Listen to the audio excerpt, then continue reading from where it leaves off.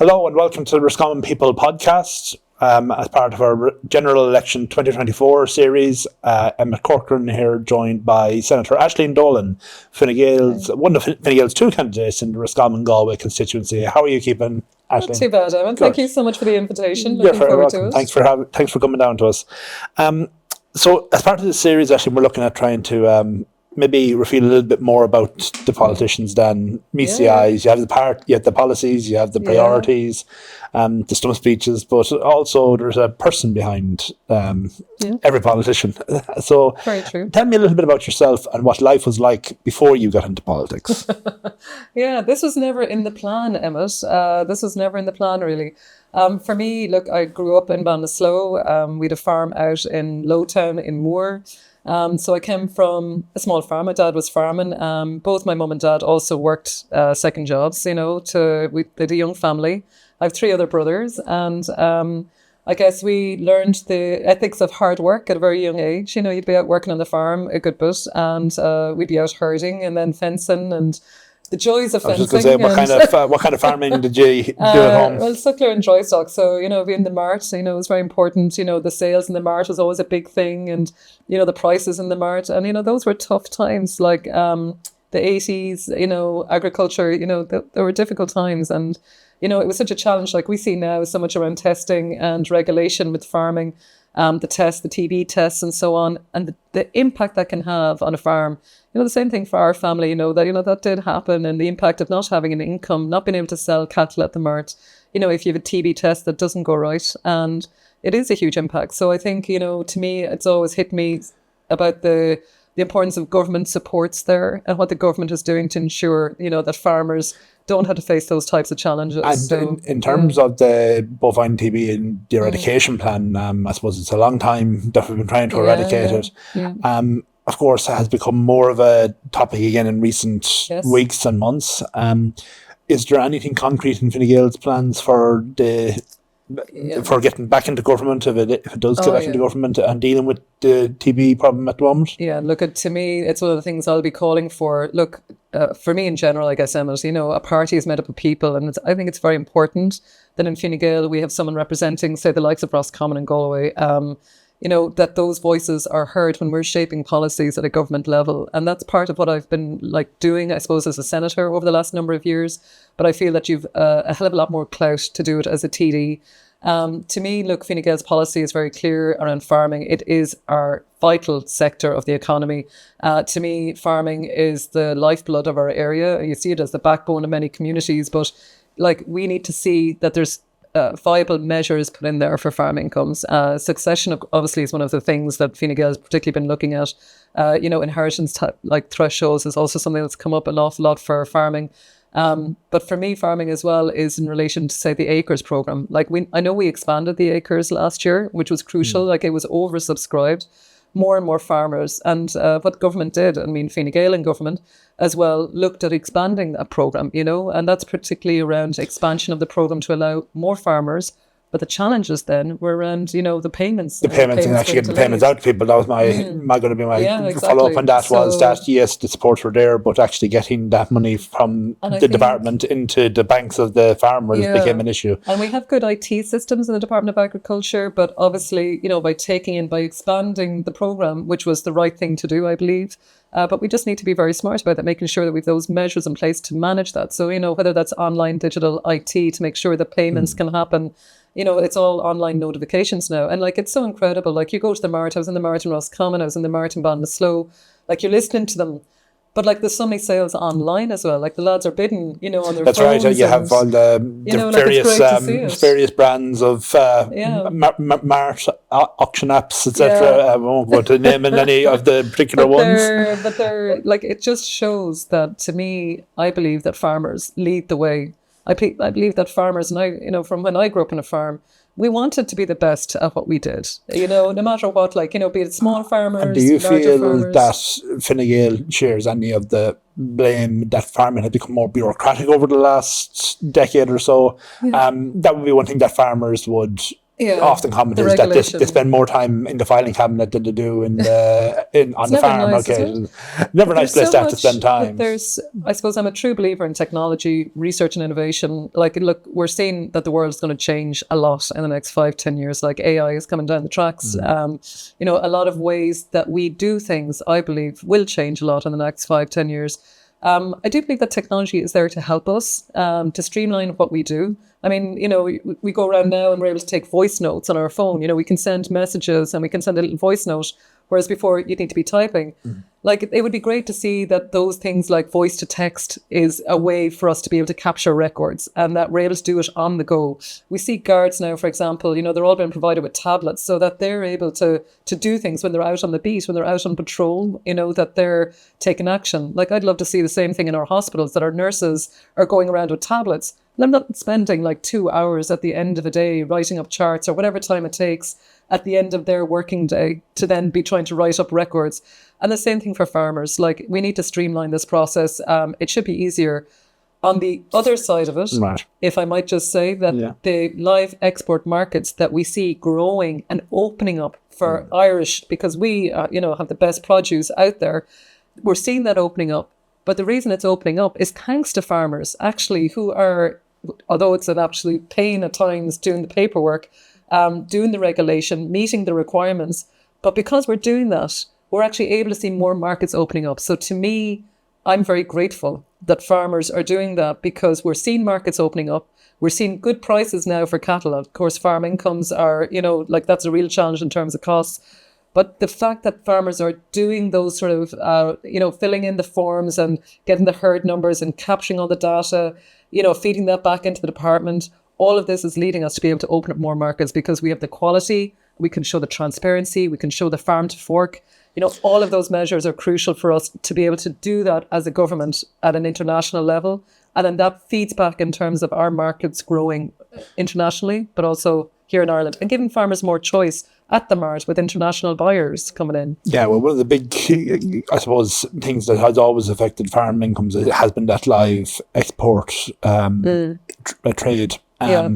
And I suppose the concerns that are developing there around layerage, particularly Ross Layer and direct to the continent. Has Fine Gael any direct plans in addressing, we'd say, that live export market to ensure like that the services are there to make sure that we're not at the mercy of transport and logistics infrastructure? Well, look, we're an island. I mean, this has always been a thing. I mean, we are an island. But what we have seen, and particularly since Brexit, I mean, I suppose this government over the last 5 years has faced challenges that are very unprecedented. You know, we've seen a government come through Brexit and the impact of Brexit and trying to prepare both our farms, businesses and people for the challenges. And we've all seen that. We've all seen the hiccups along the way. And do you feel that the Brexit preparations has helped us throughout COVID?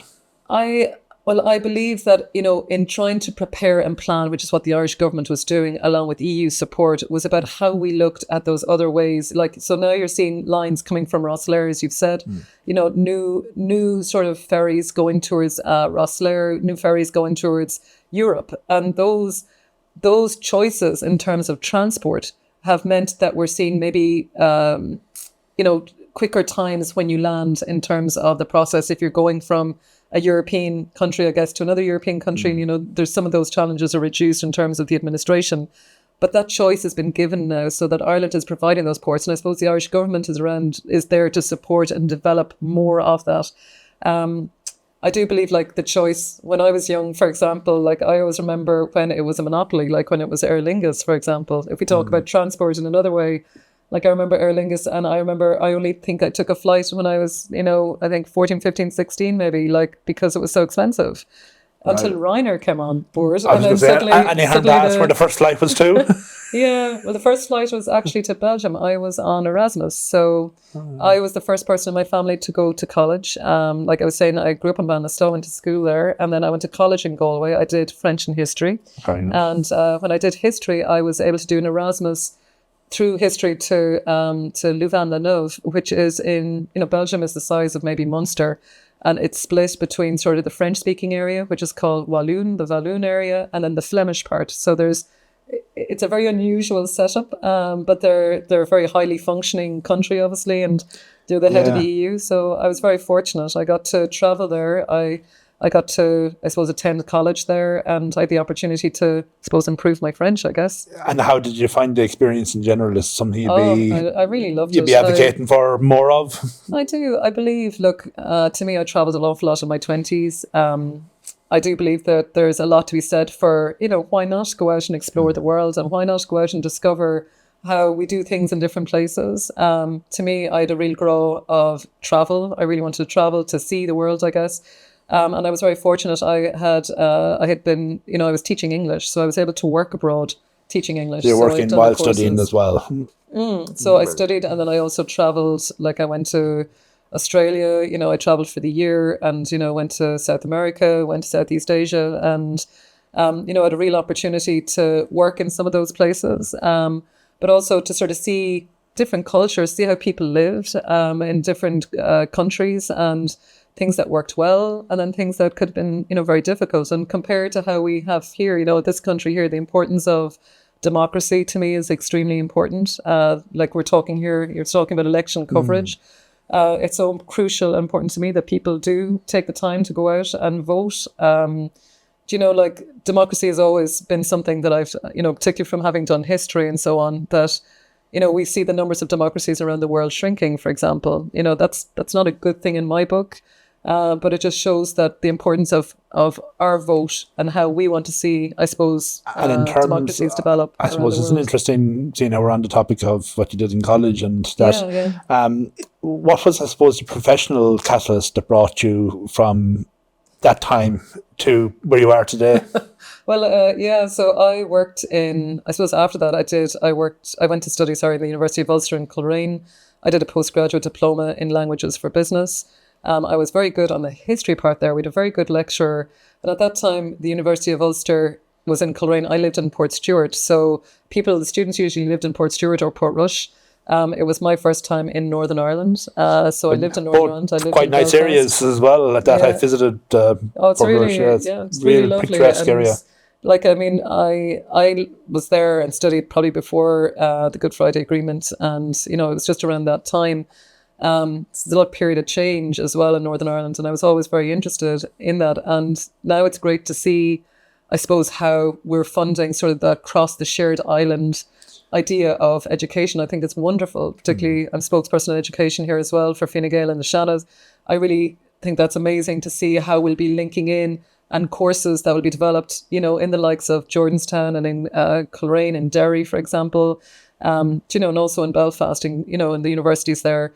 But for me, when I suppose I worked there, I worked in the European Commission at the time, then afterwards in Belfast for a short period.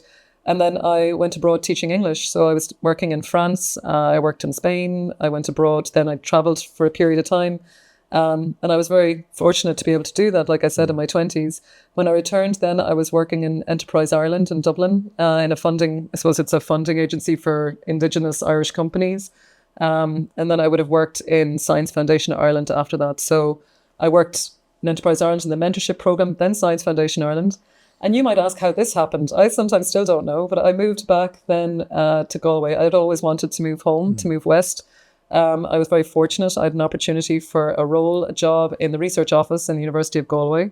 And I took that up. And I suppose when I moved back, I started living in Ballinasloe again. And it was my first opportunity to be able to live at home again. And get involved in the local community again, I suppose, to a certain extent. And I always blame my poor mum because she asked me to help my brother. And I got involved as a local community campaigner. That's right. I believe, remind us what the issue that was addressing Ballinasloe at the time. Yeah, so 30-ton trucks were being proposed to come through the middle of town, and I suppose we just were arguing around the inappropriate location of that. So, we built a campaign around that, and I suppose that was my engagement. And am I right that was for a wastewater treatment plant? Waste transfer station. Waste transfer station. Waste transfer station. And so the challenge was just around really the inappropriate location there of, driving that traffic through the town, but also the impact on sort of low-lying waterways around the river Callows and so on.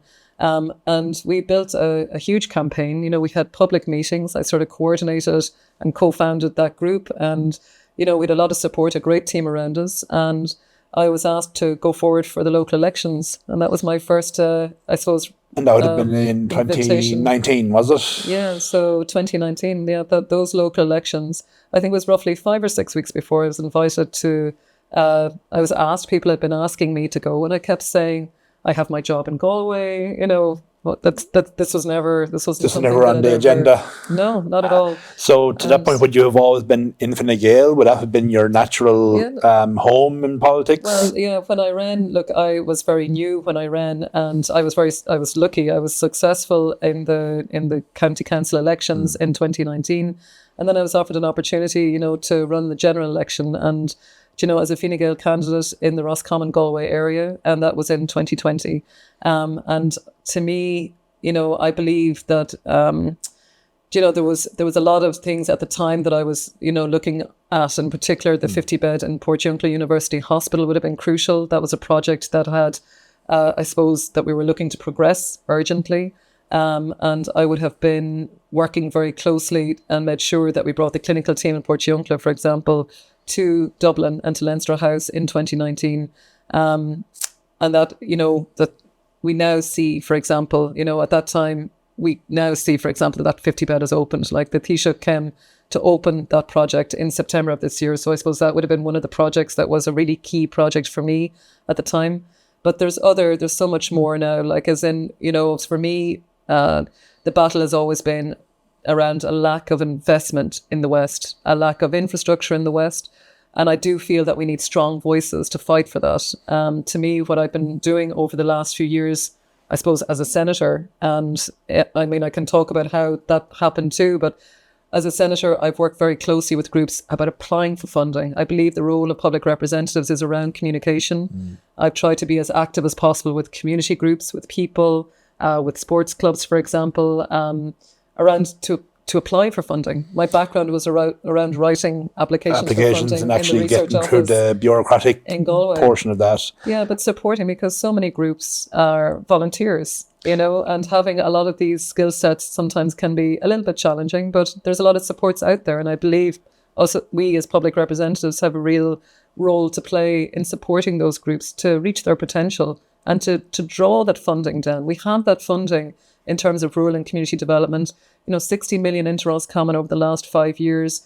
That funding, to me, is crucial that, having I suppose, a good economy in place means that we have that funding that can be brought to be used for communities and groups and sports clubs, things we want to see, things that make people think, why not live in Roscommon or Galway? Why not choose to bring up my family here? Because we now have wonderful clubs and we've lots of activities in our community centre and our local hall, and there's a lovely walkway around the sports pitch, wherever it might be, and we have safe places to walk and bring our children. And like even the likes of Roscommon now, Emmett, I suppose I've been lucky enough to see the lovely Christmas markets here. There's the Christmas markets will be happening again really soon, and I know we'll have the turning on the Christmas lights. But to see the nearly 9 million investment that came into Roscommon town or under urban regeneration, that sort of opened up some of our community spaces. So to see. And do you feel that? Do you feel like the opening up of those streetscapes and that has always been universally popular, or do you feel that perhaps where there's been criticisms of some of the urban regeneration projects, can you understand why there might be some criticism of those projects? No, good point, Emmett. I believe there always needs to be consultation, communication. I think that's a really crucial part of any development. But I do think that what I have seen, just what I've experienced, say, for example, again in Roscommon, it's like even the Easter parade. I loved seeing all the stalls out. I loved seeing families coming into town and the sense of ownership of our town and families enjoying the time together. We are so busy. Most families now are probably 2-income families. Getting to spend quality family time together and in your local town, isn't that a great thing? The opportunity to do that without having to travel for hours to do it. You don't have to. We have it here. Like the likes of Crockery, for example, only turned on their Christmas lights there. And again, that's only happened since the pandemic, so people are really seeing the value of time being spent together. And we see so many young families. To me, like in the Crockery, for example, there were so many children running around. They're all doing the Christmas carol singing. But that whole example of, we're going to have the Christmas lights, the turning on the Christmas lights, Santa's going to come, and we're going to have the children singing carols, and it was raining, but you should have seen the crowd that was there, and they had a lovely community hall for people to go into. So that was all in a crockery in the last few days. So it's just great to see that. And the metal of Irish society is strong despite all the talk that there is about. I think so. People becoming more disconnected, etc. With technology being, as you said earlier on, being useful in certain walks of life, it also has its drawbacks in other areas. In terms of the next government, and I suppose Fine Gael have been in government for the last 13 years, they've been there since 2011. Fine Gael would probably be eyeing up the leadership of the next government. Can you see much of a difference under Simon Harris's leadership versus under Leo Varadkar's leadership in the energy that's been used in the campaigns? Well, look, all I can say is that I know with our Taoiseach Simon Harris, he was only recently in Roscommon for the local elections back in June. Within 50 days or 100 days, I think he travelled to nearly every constituency around the local elections at that time. We've seen over the summertime that the Taoiseach has been out meeting people on the ground, families, businesses, farms. He has been listening to people. And I think we see now with the Fine Gael manifesto that's coming out, that's the result of sort of the information that he's been engaging with, hearing on the ground. He has been, I've worked very closely with him because I would be spokesperson on further and higher education as well in the Seanad.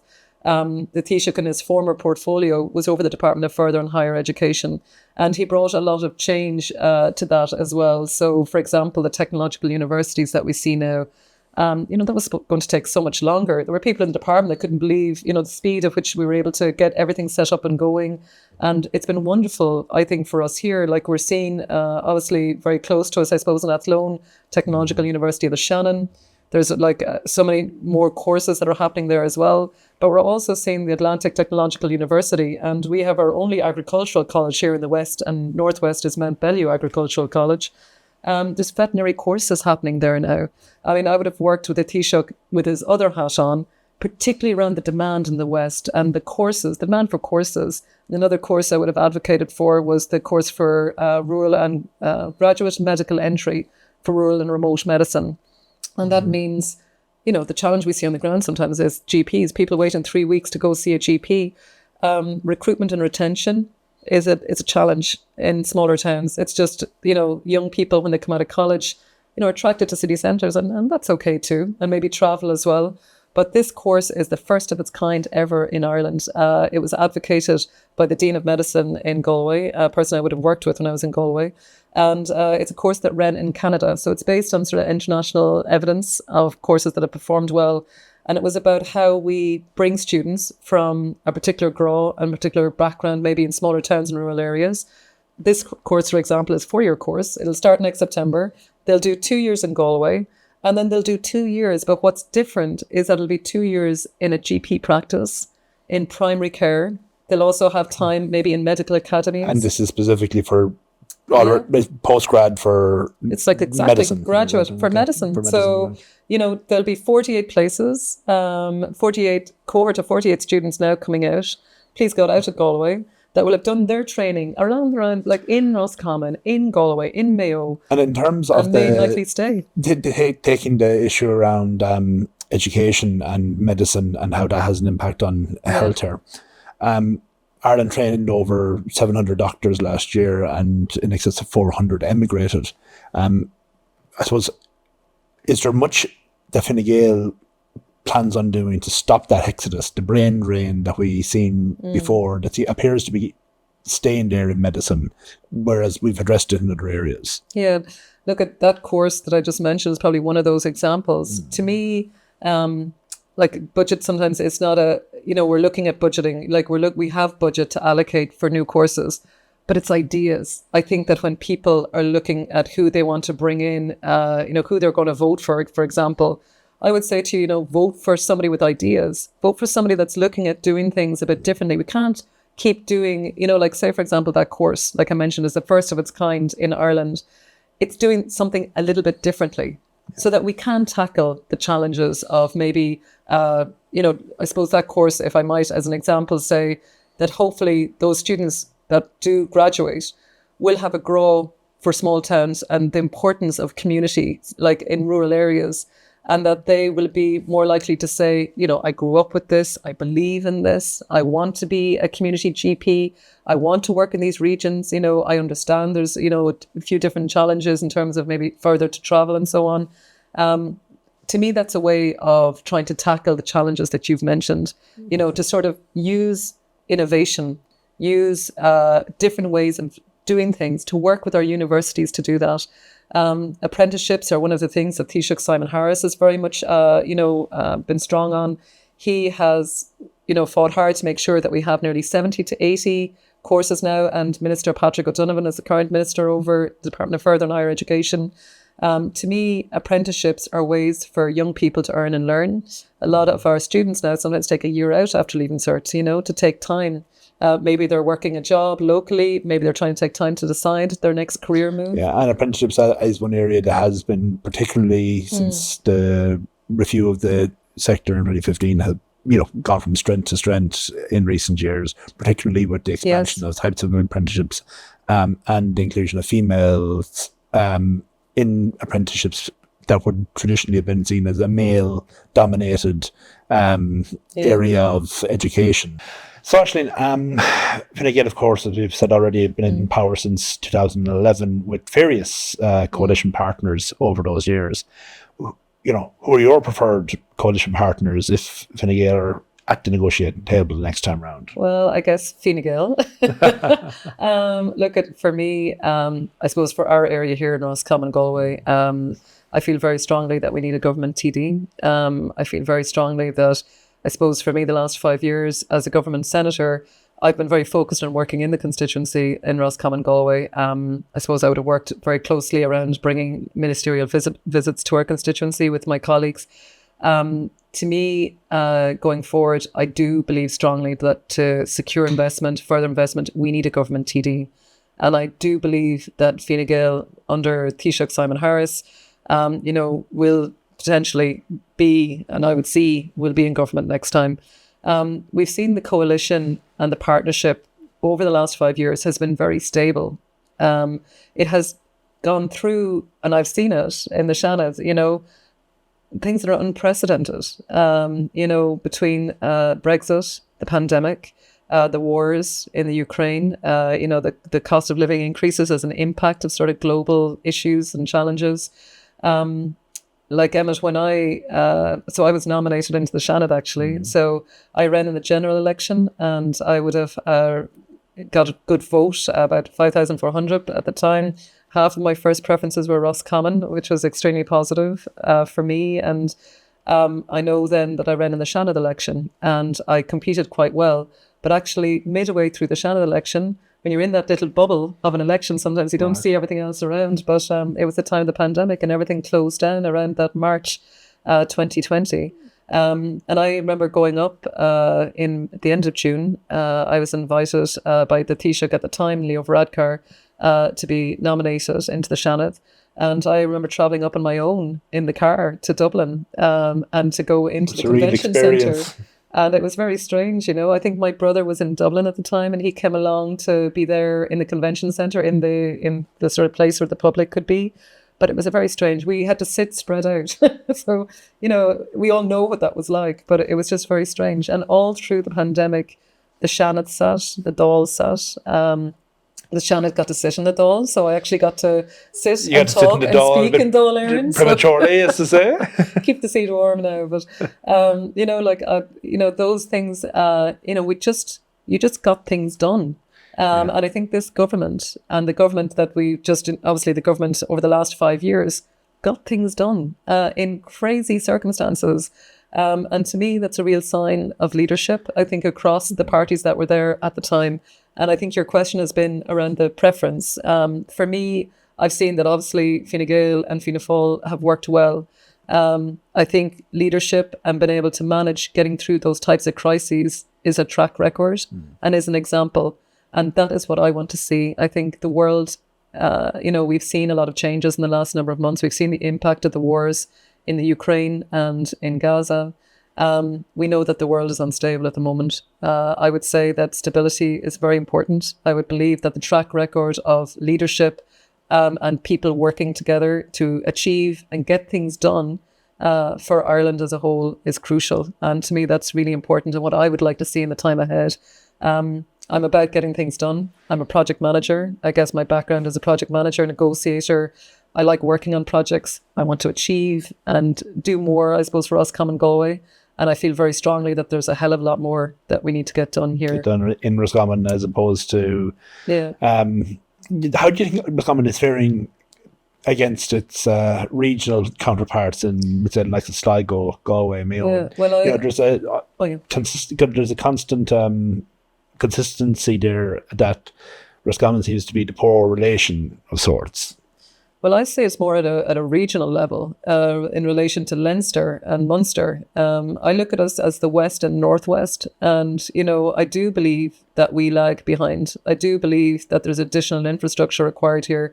You look at our housing portfolio, the age of our housing stock. That was done by the Western Development Commission, and again, that's a really good organisation with reports and data that's gathered around our area. The reason I'm here, Emmett, is because I don't believe things are perfect. I'm here because I want to fight for more investment into our area. I want to fight for the likes of, more hospital beds, and I want to see that we're getting more home help hours. I want to make sure that we have, the access to beds and to nursing home beds when we need them, that we have school places, that we have additional classrooms. I mean, we have schools in my own hometown, 28 years waiting for a new build. I mean, that's ridiculous. Yeah. It's ridiculous. And these things are the things that make me, I suppose, frustrated and that I want to see change. And to me, the likes of, as you said there, for Roscommon, compared to others, I would feel that we need to see and have a strong voice to fight for that investment in. And part of that role, as I mentioned earlier, is around communication of the funds that are out there, supporting groups at a very local level, like say voluntary groups or community groups, supporting those groups to be able to apply for those funds. We had just transition funding, for example. We had a just transition activation officer in Roscommon County Council. We also had one in Galway County Council. But there was such a tight turnaround time frame for those groups to apply for funding, to get that funding. And does that go back to part of the issue of, I suppose, a government that's been in power for so long? There's always the criticism that as a representative of the government parties, that, the issues that you want to resolve are, to the mind of the average voter, part of what the major political parties in Fianna Fáil and Fine Gael have created those problems? Or do you think it's more of a taken from a perspective of these are inherent gaps that need to be filled and it's a matter of having the ideas to fill them? Yeah, well, I very much believe in innovation. I believe in ideas. I believe in solutions. I believe in being able to deliver those. I've had the opportunity to represent this region and this constituency over the last 5 years. I've had the opportunity to drive investment into the region here. I do believe that supports to our local authorities and to organisations to support the network of sort of community groups is very important. Our community groups have been winning funding over the last few years, but that was not there 10 years ago. Like, we look at an economy in 2010 where the funding was not there to do a lot of this activity. To me, the economy is in a strong situation now, thanks to people out there working, with the highest ever numbers of people out working at the moment, where our population is growing. But the challenge I see is that everything is very it is finite, so there's only so much of, we need to make sure that, for example, the people in Roscommon are getting that investment. Like, one of the projects I would have advocated strongly for was the Balladreen to Scramogue N5, along with other colleagues in the West, and, Minister Frank Feehan, of course, at that time. But that project, when the company halted it, it had been, Balladreen to Scramogue is roughly 19 kilometres, really dangerous section of road. There's been loss of life, and, that road went from 200 million, and then it came back, and with the increases and so on, it had doubled in cost. That had to go back for another cabinet decision. We advocated very strongly that was road safety. That had to be prioritised, because, we needed to see that work would be happening, that road would be made safer for the people in Roscommon. Those types of projects, we need to get them across the line, and we need to have a voice at the table where decisions are made. And to me, it is important that we have a government TD for Roscommon Galway to fight for funding, to be able to ensure that, Roscommon is reaching its potential. We've so many good things happening. And I know we'll be talking about maybe moving west as well at some point, but there are many families that I meet door to door during the local elections. I was out, knocking on doors all around the constituency here. Now, obviously, in the general election, I'm meeting so many families that actually have made the choice to move to Roscommon. Some have no connection with the county, but have made Roscommon their home. Some are moving back in their 30s and 40s to be closer to family, but also because they see and hear from their friends about, the good schools and the clubs, and there's a special sense of community that we have in the West, and I think that we should never forget that. And that, I suppose, in government, that we're there to support people who are living and working and making a life here in Roscommon Galway, and that means obviously farming, the backbone, businesses, small businesses, local businesses, startups that we're seeing in Roscommon, showing that we can have, that life, and moving west. That documentary is a way of that as well, showing that we have there's a documentary that's coming out on Tina G this week. So have you heard?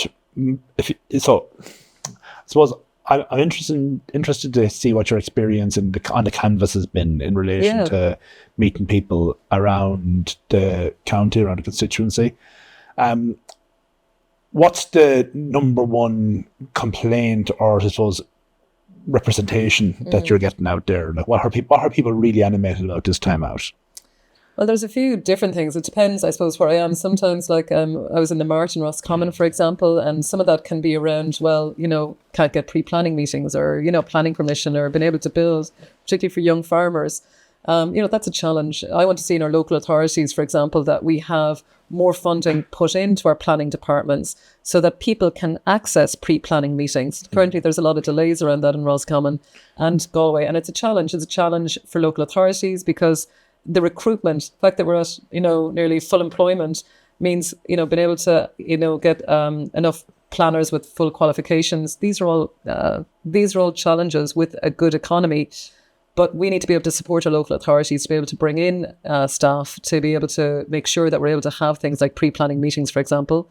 Some of the other examples. And do you feel that the pre-planning meetings, it's one criticism that you hear a lot about, is the lack of pre-planning meetings. But I suppose one experience of young people in particular in Roscommon, perhaps to a similar but extent in Galway, has been that actually getting planning permission full stop is problematic, and seems to be more so here than anywhere else. Is that something you've experienced, or something that you've been hearing on the doors? I know, a number of years ago, I would have looked at the numbers here. I think what tends to happen is that people come back in a second or third time and are successful on that occasion. The challenge may be that obviously a lot of investment is going into reports, different environmental reports, or different types of reports that may be required. I do believe in the importance of pre-planning, and I guess that's working as an individual or a couple, or whoever might be looking to put in planning permission, is working with their engineer or their expert, in terms of the drawings and so on, that it's at an advanced enough stage. And then at that pre-planning meeting, understanding what are the targets and focus of that area, are there any particular constraints? Line of sight is always something that comes up, for example. Line of sight, of course, being the visibility in traffic, from we know, the entrance to the turn, or whatever the case may be. We talk to communities on the roads, and you talk to places, and the speed of traffic on roads can be very difficult, particularly on the N61. I know, people finding it hard to come out onto the main road and get off the main road. People finding it hard, especially on wet days and rainy days like today, for example, visibility is reduced. And yet, we don't have footpaths for people to walk sometimes safely. You know, like people are out walking on the road's edge, and farmers are trying to get to their fields and so on. I think that safety is very important, and I think that our local authorities, when they look at these planning permissions, are probably looking at those aspects as well. But from the perspective of the person who wants to, you know, obviously start their own home and their dream home and their forever home, to my mind, it's about working with their engineer so that when they do sit down at that pre-planning meeting, there's a good understanding, that there's communication, that there's an understanding about what are the areas that the council are looking at in this particular area, for example. One of the criticisms that has been levelled against Roscommon in particular has been that even when you have your pre-planning meeting, that there's a lot of ambiguity leaving, that a lot of it is subjective and interpretive of national guidelines and county development plans. So do you feel like there's more that could be done to, I suppose, fast track the planning process in somewhere like Roscommon? Yeah, I think sometimes communication, Emma, I think is sometimes the key. You know, when we bring engineers together, it's like another language nearly. You know, like when you bring a particular group of professionals together, they nearly have their own language. You know, sometimes I think communication is really crucial. And I think that you sometimes see this in different walks of life. You know, sometimes you have our websites, you know, different websites that they focus on how they make clear information understandable. You know, we can sometimes get into the mire and, you know, get into the technical speak, and it can be a challenge, like anything. You know, if you're going in to build a house, it's your first time doing it. Maybe you hadn't done it before. Maybe you don't come from an engineering background. So when it's our first time doing anything, it's a learning curve. It's a steep learning curve. I do believe that probably making sure that the language that we use in those meetings and the what we're saying and what's been taken in, what's been spoken and what's been taken in, what people take away with them is very clearly understood. And that can be just making sure, explain to people, look, this is what this meeting will be about. This is what this meeting will entail. And to be fair, I think the local authorities are doing more and more of that now. This meeting, this is what you can expect from the meeting, that kind of thing. I think there's a lot of that. And you'll see a lot of websites now, you know, out there like citizen .ie and so on, like where citizensinformation.ie, like where, you know, they take a lot of very technical detail and they try and make sure that we can easily understand it. And I know that's a lot of websites that we always go to. It's our go-to to find out, you know, about our entitlements and so on. Some of the things, I suppose, around housing, I mean, I suppose just as you were asking me just about things on the door, the vacant home refurbishment, even today. So I was out this morning knocking doors in the lovely rain, but, you know, a lot of vacant houses, maybe places that aren't too old. So the vacant house refurbishment grant can be used for houses built before 2008, I believe. So it's not that old, really, when you think of it. You know, there's 50,000 there for that. You have another 70,000, you know, 20,000 on top if it's derelict. That's funding that can be used for someone to take on a new home and to do up a new home. And it can be somebody who's going to live in it, somebody who's going to rent it out.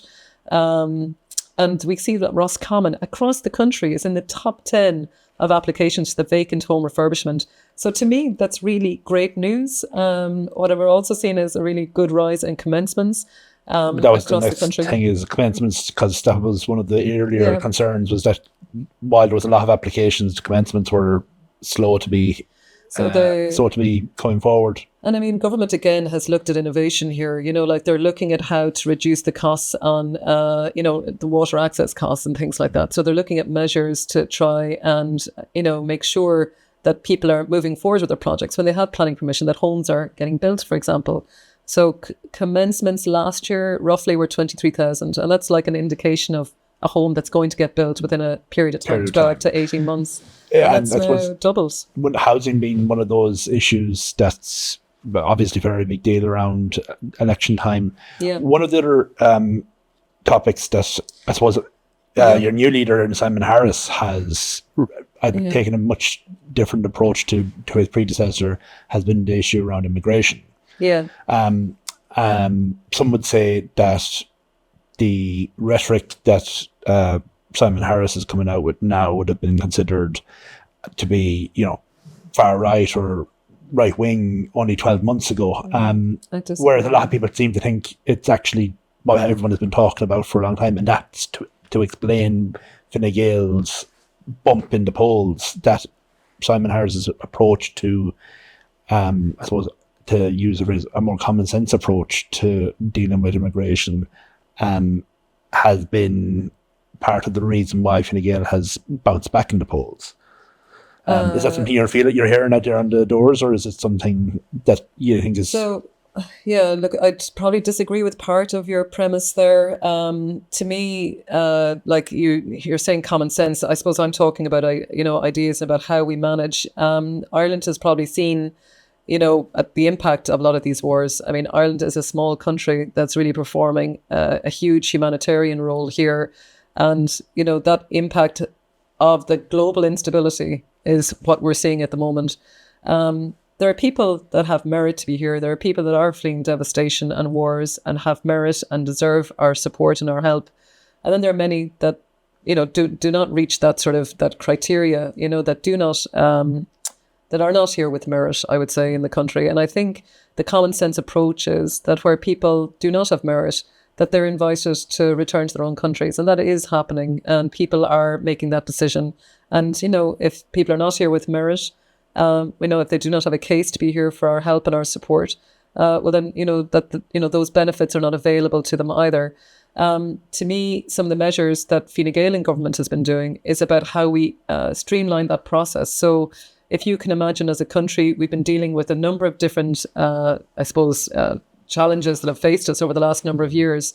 Highest number of people working, the highest population ever, that we've seen since the state started. Some would say good problems to be having when you're in government. Good, very good. Good challenges, but it's also led to an increase in terms of demands on our services, and I suppose what Minister McEntee has done here, she's doubled the numbers of people working in the International Processing Office. What we're seeing there now is that the decisions are being issued three times faster, basically, in the last year.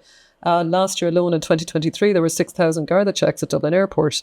We've seen a drop in a third of the challenge that we see with people presenting without documents, for example. I know so many communities all around Roscommon and Galway are stepping up. So many people, took on the pledge to bring someone into their own home, 2 or 3 years ago. And so many Irish people feel strongly about, the suffering that we see around the rest of the world. But it has to be fair and it has to be just. And I think that's what the Taoiseach has said very clearly about common sense approach to this. And I believe that we then make sure that people who need our help and deserve our help are receiving our help. And I think that's been really important.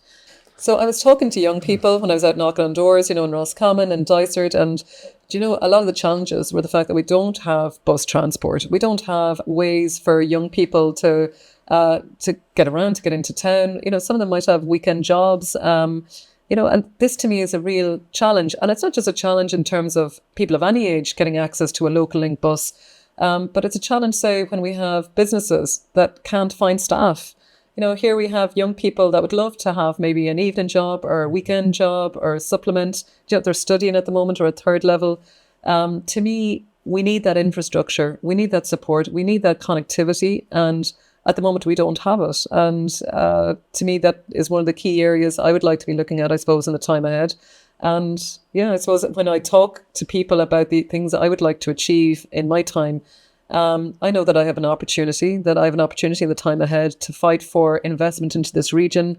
And that investment, as I said, is in many ways. It's things like bus transport, school bus transport. It's about making sure that our car park at Roscommon University Hospital, which is so busy, people can't find parking. But why don't we have a smart way, a spatial plan there, working with the HSE around that we get perhaps, additional day theatre capacity space. We're doing a lot of day surgeries there at the moment. Roscommon is so well known. People travel from Donegal and Sligo, for plastics. Urology is another area that started there. There's a new advanced nurse practitioner unit in the hospital. But I would like to see more treatments being delivered locally, as opposed to people going all the way into Galway City, for example, and waiting hours to be able to get their treatments done or stuck in traffic. And why not have all of that being delivered here, like in Roscommon? Why not have... And deliver it, I suppose, before it becomes a problem. And have early diagnosis. Exactly. Early triage, early diagnosis. like that, the likes of that urology, for example, would be a great, that would be a great example. That's only recently started in the hospital. And then obviously the 50-bed block, in Sacred Heart, a residential home and care home, that is to replace multi-bed ward blocks. I mean, in this day and age, you shouldn't, when you're sick and you're vulnerable, have to be in a multi-bed ward block with 15 or 20 other people. Like, infection control alone is very difficult to manage in that environment. We need to have services that are fit for purpose for the people of Roscommon and Galway. And to my mind, currently we need more investment to do that. And I suppose I would like to ask, when I'm speaking to people on the doors, I'm asking them for their number one, to say, look, I believe we need a government TD. I believe that I can represent you, and I would like the honour of representing you in the time ahead. And I hope that in the time when we do come to the election and so on, that we'll be looking at having, a government TD, in Fine Gael, here in Roscommon, Galway, fighting for that investment to make sure that we're getting what we need for now and for the 5-10 years ahead, because we need to plan now. And if you're elected to the Dáil on November 29th, Aisling, are we looking for a ministry? Well, at the moment, I think my first point is just literally to, hopefully to be a TD. To me, look, it's an honour and a privilege to be able to represent the people of Roscommon, Galway. I have the honour to go to doors and to hear from people directly, and I never underestimate the power of that. People give me time. They spend time with me. They talk to me. I've had the chance to help people along the way. To me, it is a public service that I do, that I'm involved in. I'm very lucky to have a very good team around me that are helping me as well and supporting me. And I want to thank everyone that is coming out and canvassing with me, especially when the weather now is getting colder. I'm so grateful for that. And I'm really grateful for the support in Roscommon, Galway. And I guess I really want to say thank you. I've had the chance to achieve so much in the last 5 years, to be able to dedicate myself full-time as a senator to Roscommon, Galway. And I know that we can achieve so much more in the time ahead. And I would love the chance to represent the people of Roscommon, Galway in Dáil Éireann as a TD for Roscommon, Galway. And possibly even a minister. Aisling, thank you very much. So Senator Aisling Dolan from Fine Gael, who is contesting the general election for Fine Gael in Roscommon, Galway on November 29th. Thank you very much for coming in to us and having a chat with us, Aisling. You're very, very welcome. Thank you. Thank you very much.